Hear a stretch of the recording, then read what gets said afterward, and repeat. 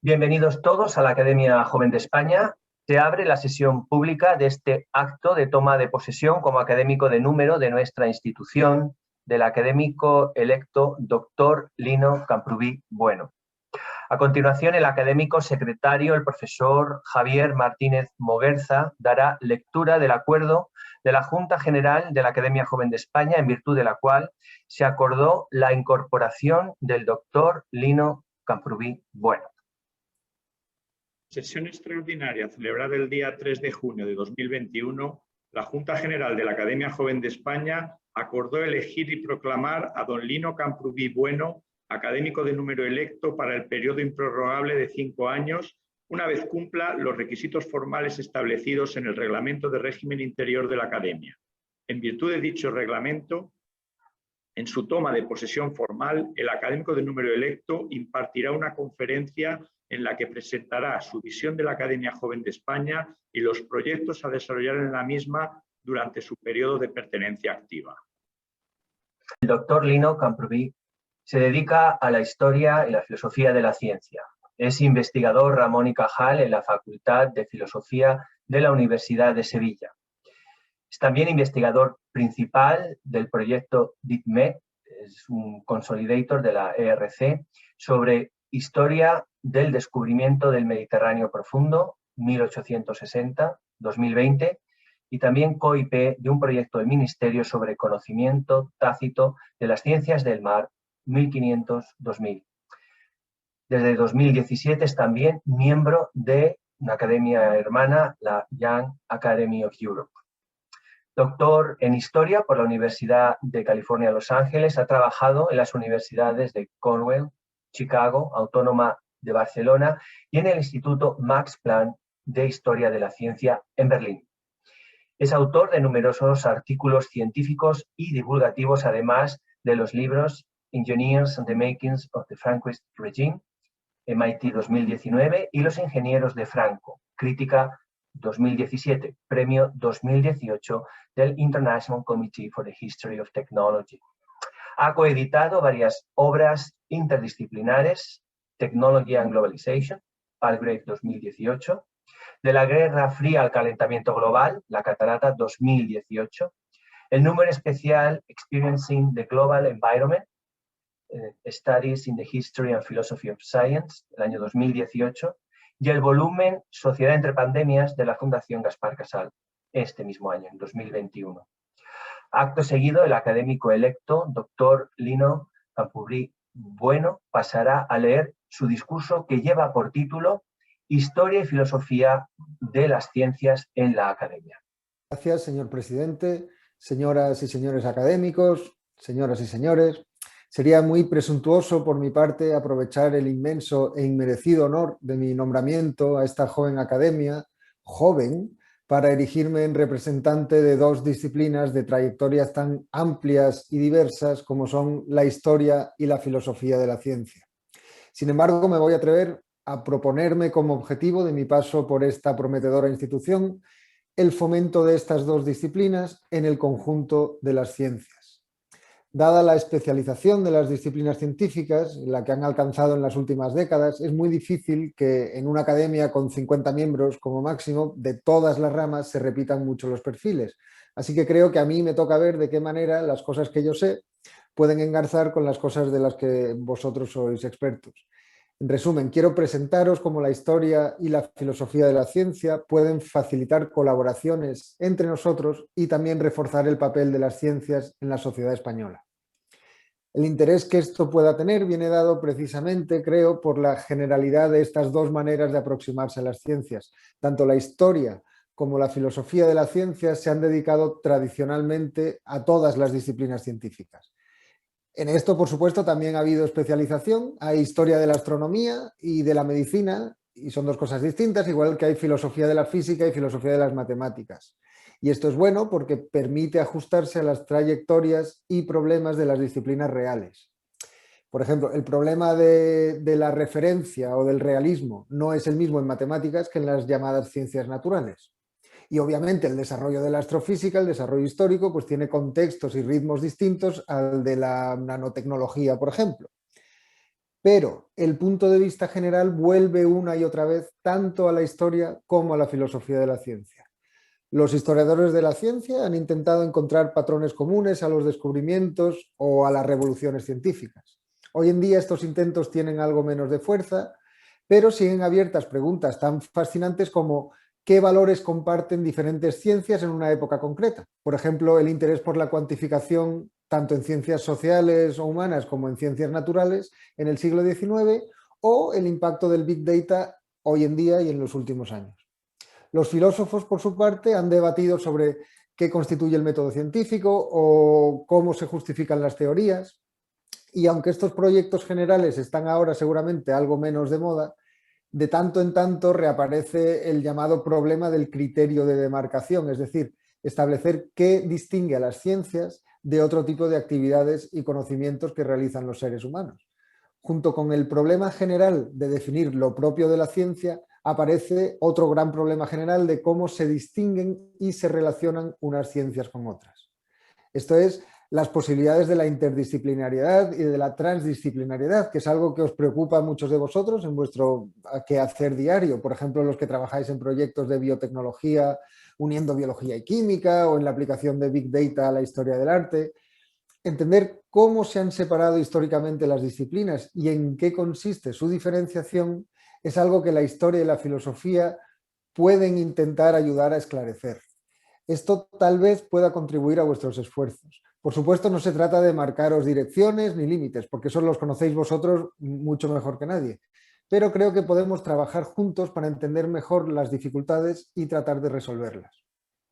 Veréis que hasta ahora he hablado de historia y filosofía de las ciencias como algo relacionado, pero no he justificado por qué o de qué manera se relacionan. Lo cierto es que son disciplinas muy distintas, una de la otra, y que en el último siglo se han ido diferenciando aún más en cuanto a estilos, tradiciones e intereses. Aunque en algunos departamentos universitarios siguen unidas, como ocurre en el mío de la Universidad de Sevilla. Y yo, francamente, creo que esta unión está perfectamente justificada y es importante promoverla. Las razones de la separación son varias. Algunas son de tipo gremial o sociológico, pero hay otras que están muy bien fundamentadas en el desarrollo que ambas disciplinas han seguido. La historia de la ciencia pasó de una atención casi exclusiva a los grandes hitos de las ciencias formales y naturales a una proliferación de estudios locales cada vez más especializados e interesados en los contextos políticos, económicos, sociales y tecnológicos de la producción y circulación de saberes científicos muy ampliamente entendidos. Tratar de buscar patrones universales y normativos llegó a considerarse por parte de los historiadores como un vicio propio de filósofos.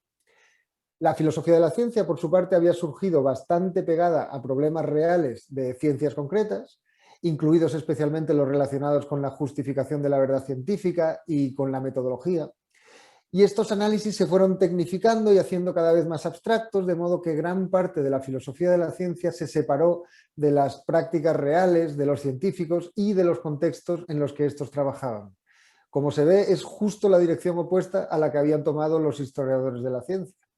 Pero las razones para la cooperación, a pesar de esta separación, creo que son poderosas. Ya en 1962, el filósofo Hanson subrayó que la filosofía de la ciencia sin historia de la ciencia es vacía y que la historia de la ciencia sin filosofía es ciega.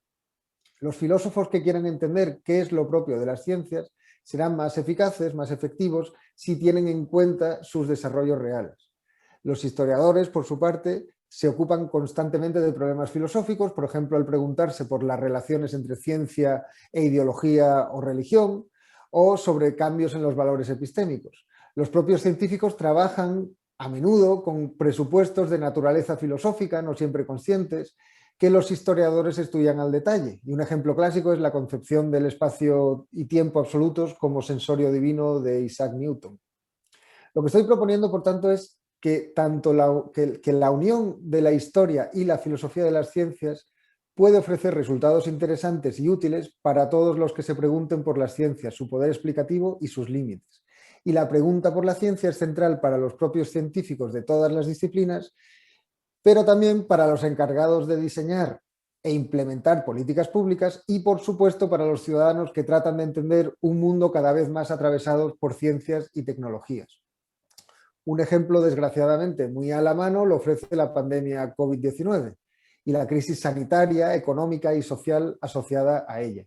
Los políticos, y no solo los españoles, se han refugiado a menudo en la ciencia con mayúsculas o en el lo dicen los expertos para justificar sus acciones o su falta de ellas. Pero ¿quién puede considerarse experto en pandemias de gran calado social, también llamadas sindemias? Dentro de las propias ciencias biomédicas hay perspectivas muy distintas con las que aproximarse a la COVID-19. La biología molecular se ocupa del virus y su acción sobre las células humanas. La medicina clínica se ocupa, en cambio, del individuo y su cuerpo. Se trata de escalas muy distintas y eso queda patente por la existencia de los llamados enfermos asintomáticos, que en rigor lo que son es portadores no enfermos. La epidemiología, por su parte, estudia patrones de contagio.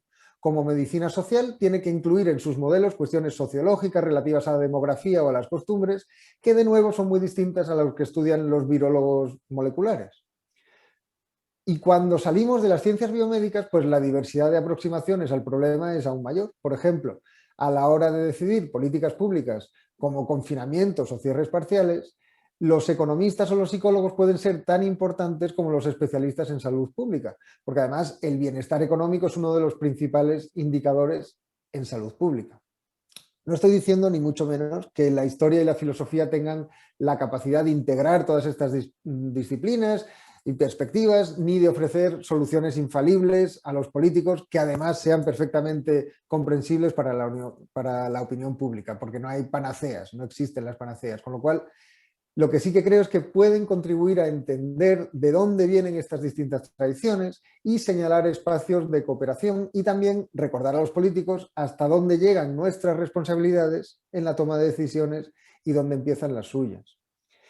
Este papel es especialmente relevante en España en la coyuntura actual. Aunque la investigación científica está lejos de homologarse a la de otros países europeos en términos de financiación y resultados, la integración de la ciencia española en grandes proyectos transnacionales en marcha pues es un hecho y hay que celebrar y promoverlo. Pero no debería hacerse con ingenuidad histórica y filosófica. Las relaciones entre ciencia y Estado, conocimiento y sociedad, tecnología y ética, todo eso son problemas sobre los que tienen que estar al tanto tanto los científicos como los ciudadanos.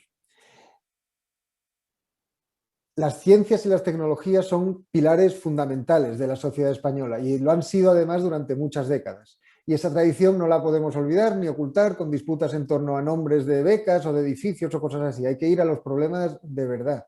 Y tenemos que tener claro que si las ciencias y las tecnologías pueden contribuir al bienestar social, será solamente si se hace un buen uso político de ellas. Como no se cansaba de repetir el matemático, lógico y filósofo Bertrand Russell, una política inadecuada puede convertir a las ciencias y las tecnologías en nuestros peores enemigos. Trabajando juntos en la Academia Joven de España podemos y debemos hacer lo posible para que las ciencias sirvan al conjunto de la sociedad española. Concluyo. La generalidad de la pregunta por la ciencia, que es común a la historia y a la filosofía de la ciencia, puede contribuir a la comprensión pública de la diversidad de procesos y saberes englobados en la idea de ciencia. Mi aspiración es que también sirva para ayudarnos a aclarar los trabajos y objetivos de una academia cuya virtud principal es precisamente reunir especialistas de muy diversas procedencias. Muchas gracias. Muchas gracias, Lino. Y con este breve acto del que levantará acta el académico secretario de la Academia Joven de España, queda formalizada la toma de posesión como académico de número del doctor Lino Camprubí. Bueno, muchas gracias. Gracias.